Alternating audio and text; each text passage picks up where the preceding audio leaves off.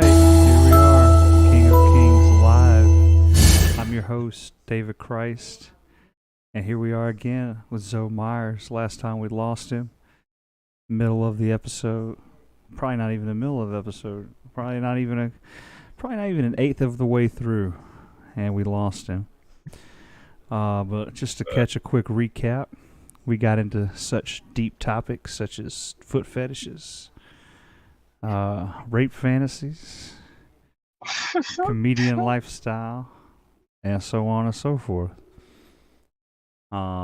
Since we've last spoken, Zoe, I would like to just update you on some things that have been going on for myself. I've decided to run for president. Alright, cool. I'm gonna really do it under my real name and everything. Alright. Should be interesting. Which one are you talking about? The upcoming or I'm gonna keep running till I win. what is it you doing? Alright. Keep doing it. Pretty well. Just gonna keep on keeping on, right? I'm just gonna keep on keeping on. Gotcha. So how you been, man? Have you ever, you can't say that and me not have questions. Have you ever considered running for the House of Representatives, anything like that? I have considered it. I have considered it. But the bottom line is, for me, trying to really, cause an impact and have a change, have some kind of have a change in society. You got to start at the top. It's top down. It's trickle down. And it's like House of Representatives and Congress, and man, that's just to me, those positions are kind of, BS, because they don't really seem to get anything done. Yeah. Okay. I've rarely seen Congress or the House of Representatives actually get anything done in my lifetime. And there's a lot of things that need to get done, that need to be done, in my opinion. And, I intend to get in there and make some changes from the top down. The question is doesn't a lot of the change kind of starts at the local level and makes its way up. For example, is it thought I heard it was Indiana where they have completely outlawed abortion. And I don't think there's any presidential power necessarily that could change that. Right. But I mean, the abortion issue, it's a big deal, right? It's a pretty big deal. Because under my platform, right, as presidential candidate, see, my platform is based on sovereignty. And so when it comes to abortion, it's a very complicated issue because you're dealing with a person's sovereignty and their ability to choose something for themselves, right? And so we have to really take a deep look at the choices that are involved in these things and then decide, and I'm sure we can find a more humane way to do it. I would say let's put a pause on abortions while we figure out a safe way to do it. A really good, safe, effective way that doesn't leave lasting problems. Because we have a very primitive abortion procedure right now where it just kind of rips and sucks the baby out. And I think we could probably figure out a better way to do it. And so I think, I'm definitely, like I said, personally, I don't care for abortions, right? But on a philosophical level, I have to allow it because it's part of sovereignty. Right? It's part of another individual's sovereignty, which that is what is based in my roots. Those are my core values, is sovereignty. And in order for me to have my sovereignty, I have to respect others. So that's how I feel about that. But I mean, I think we can definitely, that's the thing, is we don't communicate in this country. We just talk at each other. And so I think if we start to communicate, and I can show people how to communicate, because I don't think people really know how to communicate on a large scale. Very few people do.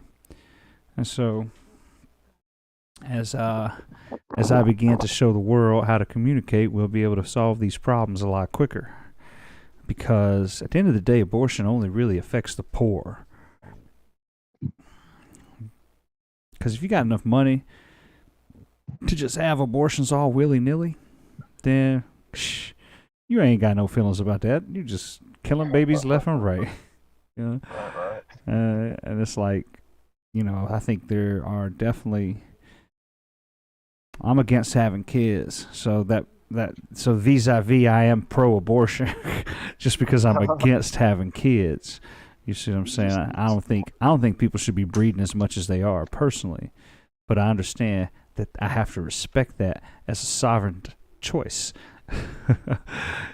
Damn, this nigga getting pulled over. We about to see. Hopefully, we don't see nothing crazy. No, I'm not getting pulled over. Okay, I see the red lights. I said, "Oh shit!" Let me get my record device ready. That was just a beautiful sunset. That's all that was. When the sunset hit, black folks look like police. Right. That's a golden hour. All right, so let's get back into it, Zoe. Let's get back to the foot fetish business. Where were we at? You have any idea where we were at on that? What were you? I know you were asking me about the genesis. Yeah, you were asking about the genesis of it. Yeah, how does something like that get started? I think I remember you said you just remember sexy feet, and it just. Yeah. See, I have a big thing for pantyhose. When I was a kid, okay. I used to love pantyhose. When I was a perverted little toddler, I'd go up and feel women's legs who are wearing pantyhose. So, I've always been a pervert. It's in my blood. So, I just want you to know this is a safe space. Safe space. The safe space. All right, so, I don't remember what's the weirdest thing you put on toes to eat. Suck some toes. We were talking about, I think that's about where we were. So everything that I've ever put on them has been sweet. I've never done anything savory. I'm sorry, I've done like a sauce. See, I've done that. Like A1 sauce? No, I've done A1. I've done salsa. I've done marinara. Oh, you did marinara sauce. Okay. Yeah, hey. Guacamole. Forget about it. Guacamole. Okay. How was the guacamole? Because I imagine with the onions, it might be a little too. But I guess if you like feet, you kind of like the foot funk. Is that true? Yeah. Well, to a certain point. Well, I think there's stank feet and then there's a foot funk. Just like there's stank pussy and then there's pussy funk. You know what I mean? Yeah. And pussy funk ain't bad. No. But a stank puss is the worst. Yeah, it's not good. Yeah. I don't want post triathlon socks. I don't want that. I'm sure you wouldn't want freaking Iron Woman panties. Like that's not a good thing. But you can run around the block a little bit. You can run some errands. Yeah, I'll take those. Yeah, just not too much. Not too much. Yeah, but everything I've ever done it's always been just sweet things. Nice. So all desserts, puddings, jellos, chiffons, frostings. Okay. All right. You ever do the hot, the hot dip chocolate so it hardens, put some sprinkles on there. Make a little foot sundae. That is great. Let me write that down while you drop it. No, don't worry about it. I remember. I'm a fat guy. You just asked me, hey, look, as a fat guy, I can tell you, I ain't never sucked toes, but I could probably tell you everything that go good on them. You know what I'm saying? I can probably tell you everything that go good. I bet, hey, look, see, wing sauce, right? Like you got to make your own wing sauce, like a garlic butter hot sauce reduction. Put that shit. I think that shit would be good on some toes, cause it's like, cause in my mind, sucking toes is like when you get down to the, when you get down to the nub on a chicken bone, you got to get all that gristle. You got to get under that gristle, get all that meat. Yeah. See, that's to me when I think about, someone who would enjoy sucking toes. I imagine it's a lot like that, cause I enjoy. Which is why I'm very surprised that you're not doing it. Well, I get my fill with the chicken wings. I can really I put got you. I can really put some R into it. I got I ain't trying to hurt nobody. you. But so let me ask you this: where are you going? Where are you going? So I was just trying to find a spot where, cause we kind of lose daylight, where I could get some good sunshine on my face. Yeah. So I've been in the house all day. Okay. All So, right. It's important as a black but that, person that you seek the sun. but it doesn't like that's gonna happen. So Mm. Well, and we are getting closer and closer to the end of the year. So let me ask you this, though: what's what's cracking, man? What's going on with you in life? Right? Tell me what's going on in life with you. We ain't talked in a long time, and let's see. Last I remember, we were in a very similar situation, getting divorced, yeah. issues with the baby mama. Mine are still going on, if in case you're wondering. She took it a step further to when I was homeless, and when I started my cult, she wanted to use that as like some type of proof that I was not well in the head and got my rights taken away. And so now she won't even let me talk to the kids. Wow. So now I've been trying to figure out more plans to get back into my kid's life, and I figure if I run for president, I can change the laws that allow her to do that and protect men, because children need their fathers at the end of the day.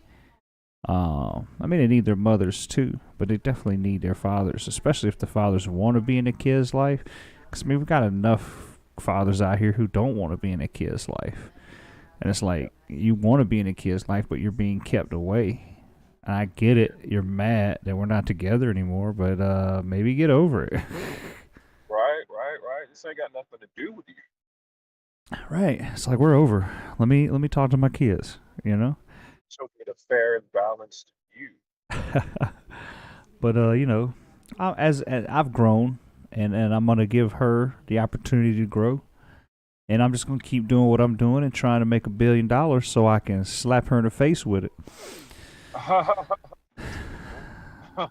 gonna put all my money in a trust for my kids that they can get when their mama dies. Good. I like those plans. I think you should do the same thing. Just like have your paycheck go directly to the trust. Be like, hey, it's going to the kids' trust, and the court's gonna be like, well, it's going to the kids' trust. Yeah, that'd be a great idea. Well, I'm full of them. I'm full of it. I'm full of it. All right. So, let me ask you this: are you still dating white women? yeah, I still date women of all colors. But I do also date white women. Okay.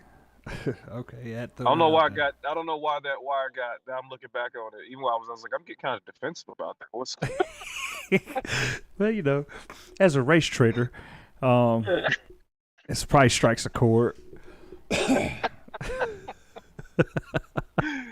Yeah, I'll be out here dating them, dog. Hey, look, somebody's got to do the Lord's work. Right. We got to get reparations one way or another. I think that's all. The end of the day. Out of work to everybody's butterscotch.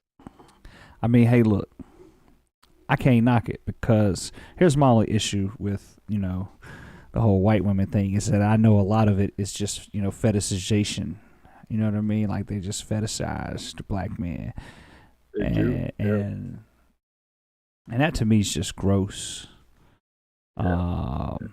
And so that's my only real issue with it. But it's like I see a lot of black dudes like really falling in love with these girls who are just fetishizing them. You know what I'm saying? It's like Yeah. these young men are getting traumatized because they're just being fetishized. That's not healthy. That's not healthy for men. Wasn't wasn't there that young kid, I think he was African, and I know they pulled up some past tweets where he was like a really anti-black women, but he was dating white women. and he dated an Instagram influencer, and she killed him. Damn. She killed him. White women ain't nothing to joke. Ain't nothing to mess with.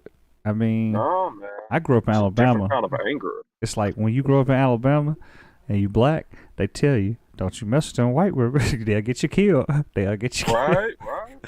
Because they've been doing it since forever. That's the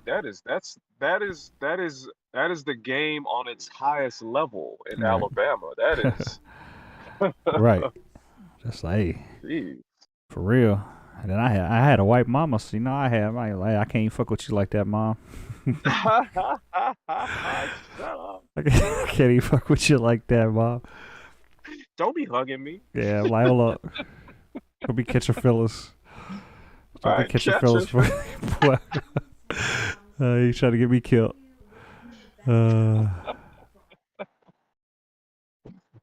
But yeah, man. Kiss on the cheek. Those white women lips on this. Yeah, I had to keep. I tried to keep it a secret, but it just showed my skin color was pretty obvious. You know, so I couldn't really. People just look at me like, "I bet you got a dirty ass white mama." A dirty ass. It's like, no, my mother's a saint. Are you and your mother close? Nah, she's dead.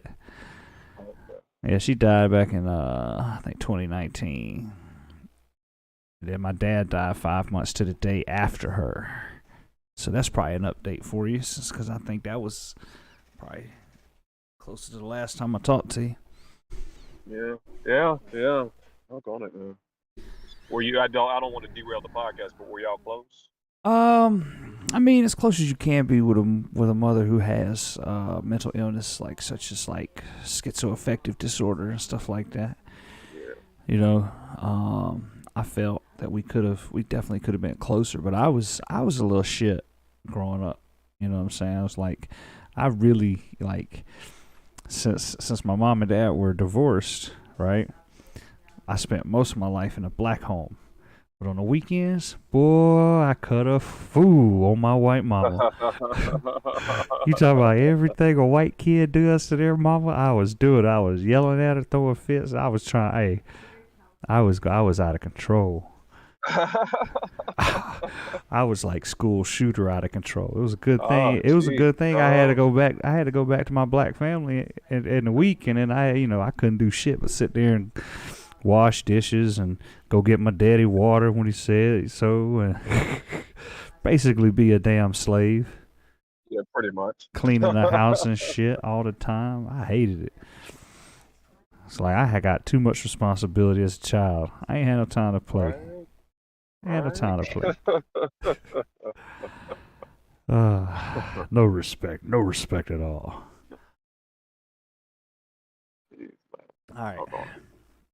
So, man, see, you need a podcast because you just keep turning these questions around on me. Oh no, I'm just curious. As again, we hadn't talked in a while, and I don't want to. You'll say something, and I'm genuinely interested. Mm. So well, no, that's what the podcast is about. It's a human interest podcast, right? It's this is how people are supposed to interact with each other. You know, if you're interested, ask a question. Let's talk. This podcast is about conversation and communication, and I just happen to be hilarious enough, and I happen to know enough hilarious people that I think our conversations would be beneficial if other people heard them, because I'm having lots of great conversations with people and people aren't hearing them, and I think people need to hear them. So that's the kind of purpose of the podcast, and it'll probably slowly just turn into a platform for me running for president all the time. Things evolve, Yeah, I'm open to growth. Yeah. I think and so I'm gonna, man. I don't want to get too much into it on air, but I'll fill you in public and private about the presidential campaign. I think it's gonna be dope. All right, gotcha. I think it's gonna be pretty dope, and then we're gonna clean up the swamp. Ain't that what they used to say? Swamp. Drain the swamp. We're gonna drain the swamp. That's what we're gonna really do. All right. Cause see, I'm working for everybody. not just one type of person. Because at the end of the day, everybody deserves better. That's all it is. That's all it is. We live in a time where we don't need to be living like this. And that's all it is. And I think I know how to fix it. So I'm gonna give it a shot. All right. Aim high, dog. I'm gonna have to get you to open up for me on the campaign trail. Open up for you. Yeah, I'm gonna do a presidential campaign trail on the open mic circuit. That's what I'm gonna start. I'm a grassroots. A bunch of limos pull up at Crown Station. Oh yeah. Like presidential candidate. That's what I'm gonna do. Have them introduce me as presidential candidate. They were like, "Who the hell is this guy? Who the hell is presidential candidate Matthew David Garth?" Real niggas know. Hey, only the real ones know. That's how I'm gonna win a presidency, because I'm gonna get the real ones to come out. See, the real ones ain't came out yet. The real ones been sitting back watching, like, all right, as soon as this society collapse, I'm gonna take over. That's what the real ones been doing. But I gotta get them all in one place so we can really take over. Bring some help, get everybody health care. You know what I'm saying? Get everybody a good base level of living. Because it's like that universal income. I'm for it. I'm definitely for it. I'm definitely for looking at options on how to make it happen. Because I think, just in the world today, we gotta live, and the more we live, the more we'll be able to fix the problems that we got. Because you know what? I had this. Go ahead. I'm sorry. Finish your sentence. I was just gonna say, you can't fix nothing without experiencing it. And if everybody's just talking about problems that we don't know about, well, ain't nothing getting fixed. But go ahead. Talking about that base level thing. I feel foolish even thinking it, but for a while I was kind of like slightly against the universal income. Right. And it was for the dumbest reason. Probably hanging out with libertarians. No, it was like I don't know what it is. It's like a certain kind of suffering. Right. It's like you don't want. Yeah, no. It's. I know exactly what you're talking about, because it's a common affliction. Common. Yeah. It's like, I don't want you. I want you to have to suffer how I suffered. Right. But it's like, guess what? Let's just all stop our own. Let's just all stop suffering right now. All of us together stop suffering. Yeah, I think feel like some of that. Go ahead. I feel like that's like it's on a different scale, but like how people were getting significant unemployment, and it seemed like for a while people were doing a lot. Because it wasn't the greatest, but some people were doing a lot better than were kind of down in the dumps. So I think that's like I guess like a slight preview on how maybe that universal income could potentially help people, man. Well, yeah, definitely. I mean, I think that's the thing. It's like a lot of the poor people in America don't realize how poor they are, and if you're working so much to you don't have time to relax and really enjoy the things that you like to do, you're too poor, right? You need to acknowledge that, because that's the thing, is like we have a tendency, our egos don't want us to think don't want to admit that we're poor, right? Yeah. Our egos are like, nah, man. But in reality, if you don't have 30 years worth of income to cushion yourself, you're poor. Right? Yeah. If you can't make free decisions on your time, you're poor. Yeah. You know what I'm saying? And that's not a problem, right? That's the thing. That's what they get you to do in like alcoholic programs, ain't it? They get you to admit you got a problem. You got to admit you got a problem before you can solve it. And a lot of people don't want to admit that they're poor or they suffer from poverty. And so we can't solve it, because as soon as somebody starts living comfortably, and believe me, you can live pretty comfortably around $30,000-$40,000 a year. At least you could 10 years ago. Not so much now, but I mean, 10 years ago, $30,000-$40,000, a single person could live pretty comfortably, do whatever you wanted. Yeah. You know what I'm saying? But it takes twice that now. You Yeah. know, and if we're not careful, it's going to take 3 times that soon. And so, you know, that's my problem. It's just there's too many people not living, and America's supposed to be a country made for living, because that's what the freedom's about. Country, no, we're just doing the surviving. Yeah. Yeah. So, you know, at the end of the day, that's all we can do. And so, but I mean, I think there are procedures, and we can look at some instituting some programs that can eliminate a lot of these issues, because I'm almost sure there's tons of money being wasted on old infrastructure shit that doesn't need to be, you know, spent on. You know, there's tons of money being wasted. And at the end of the day, we could probably fix a lot of these problems with volunteer programs, because there are enough people in this world who want to help, right? And so imagine you know, just throwing it out there, but like a government-led volunteer program that was actually fixing shit, like a government-led volunteer program that fixed the water in